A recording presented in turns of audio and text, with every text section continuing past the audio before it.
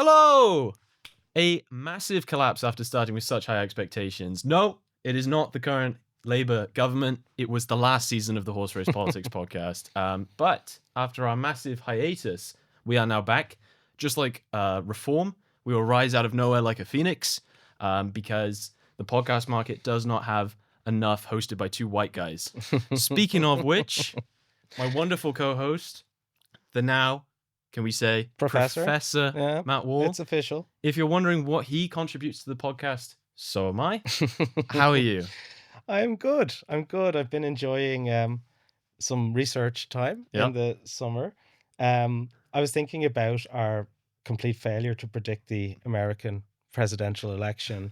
And so I've been looking for like worst predictions. Okay, yeah, that's good. And I think the one that I found the worst, like the most fundamental lack of insight about what's about to happen this summer was the kneecap cancellation. Okay. Do you recall this? Yes. So they were playing like Britain's biggest Glastonbury festival.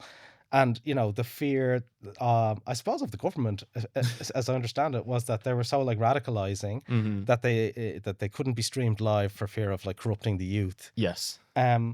However, you might say, well, that was a kind of a hedging strategy. Yes. But whoever was conducting that strategy should have heard of this guy called like Bob Villain or the group.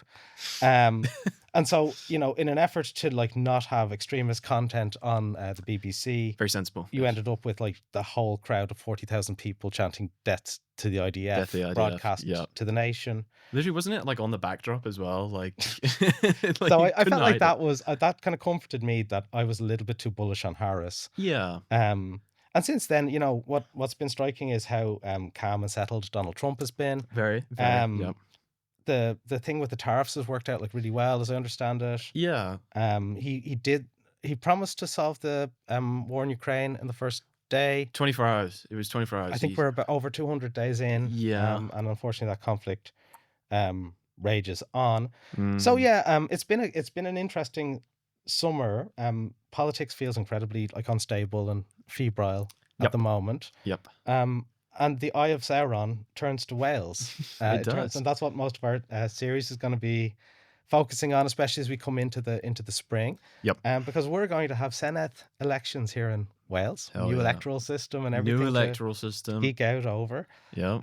And Reform are polling extremely strongly to actually connect back to what you started talking about. Yeah. And so probably the kind of UK wide and even global narrative is like, can Reform be the largest party in Wales? Which seems strangely like quite realistic. Very realistic. As a prospect.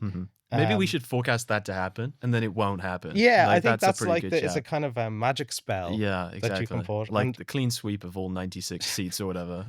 and I think what's just so fascinating about Reform in Wales is the extent to which it's kind of picked up like an immediate success with basically zero party infrastructure. Yeah. So like like those of us who follow like Welsh politics closely, you're seeing Reform trying to kind of reverse engineer a mass party. Yeah. In a country where they have like most surveys estimate 30% support. And so that the dynamic of Reform kind of rising, of Labour here in Wales. And the more like several elections now I've watched Senate elections, Labour have always come in sort of looking like they're going to do worse, and then they kind of pull out a better performance. So that's been like a pattern. And I just feels to me like that pattern is breaking. Yeah, the foundation's a bit different this time, isn't it? And I just you know what I've seen from Eluned Morgan. Obviously if you follow Welsh politics, we had a complete collapse of the government and a replacement of the first minister, right? Yeah. So fundamentally, like that wasn't good. Unstable. Yeah. And it doesn't seem to me Labour are pulling any rabbits out of the hat at the moment. And especially their inability to show any kind of Labour dividend, having like alignment with Westminster. Yeah. So the inability to point to any like issues that they've actually been able to persuade Keir Starmer to listen to them. That's deeply problematic. And Plaid Cymru are the other coming forth. So if you took the polls now, it's like Plaid versus Reform. It's crazy. And if you follow Welsh politics, that's quite exciting. Yeah.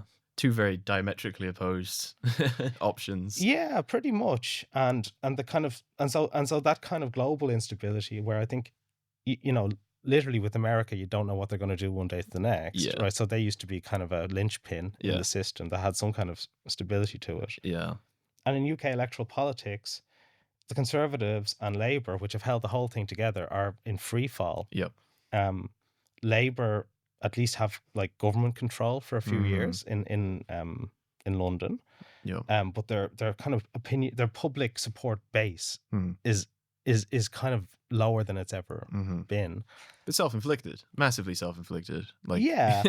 you couldn't have really done much worse than highlighting what was it, pensioners and then disabled people as the two primary targets of a leftist government. For the audio listeners, I'm putting like 200 quotation marks around leftist there. Yeah, I think the dynamic in the UK and probably, I mean, we'll see, right? Yeah. Like Labour Westminster Labour versus as opposed to Welsh Labour have had kind of several like reboots in their first year of office and a bit.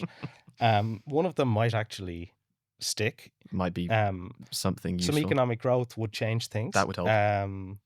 A lot. But as it stands, like not only have they alienated people, they've actually, like Rachel Reeves has backed off a lot of these stances. So they've lost any kind of credibility that they had to actually just be tough. Yeah. And so it seems like the feeling I have is like Labour are searching for a group to take to kind of target for money. Yeah. And then they're successively being unable to target any of these groups. Exactly. So like, you know, you mentioned kind of failing to be able to drive through some of the welfare reforms that they had in mind. Yeah. And which would have, in my opinion, and I get from your air quotes, targeted the wrong constituency for a left-wing government. Yes. But their inability to do that, or with the older people, just signals that like if you push back, they will fold. Exactly. And like there's any hope for like any kind of elite-based targeting, let's say, of let's maybe do something about progressive taxation, and let's maybe have a more redistributive state. Like if you can just be pushed back by grassroots organizations or whatever, like you're cooked. Yeah, there's no way in hell you're actually going to push through anything. But I mean, hey, this is what the next like year of our life is going to be. So essentially we're in like a miasma of uncertainty. Nothing makes sense. That's why we're hosting this podcast. I mean, it's how I feel most days anyway, before all this stuff started happening. So we're here to navigate you through the miasma. I think as I said, our target in the coming months is going to be predicting the Welsh Senate election. Yep. But I think the kind of audience who likes our stuff, you're going to be hearing a lot about the Welsh election anyway. And I think, especially for people here in Wales, we're going to be doing quite a lot to try and get people to be able to vote, or at least feel like they're able to vote. At least they can try. And like, it would be good. Like, so no Senate election has had more than 50% turnout in the history of this institution. Yeah. So like, I personally am guaranteeing an over 50% turnout right now. Oh, and if it claims. doesn't come through, well, like you saw what happened when I mispredicted the American presidential election. I actually got promoted. So, yeah, there we are. So that's a ringing endorsement of Swansea University. Looking forward to the months ahead. We'll have this thing back up and running on a normal podcast basis. I think our main job here is just to tell you that that's coming along. Yeah. So hopefully we're going to be having new episodes every Thursday. That is the goal. That was one thing we missed last season, was a kind of a weekly schedule. Yep. We'll be having new segments, new exciting guests, so you get somebody else to listen to that's not Matt or myself. That's basically it. We're also going to be on various other platforms. We're already on Spotify. The last episode that we did with Luca is already on there. This one will be on there.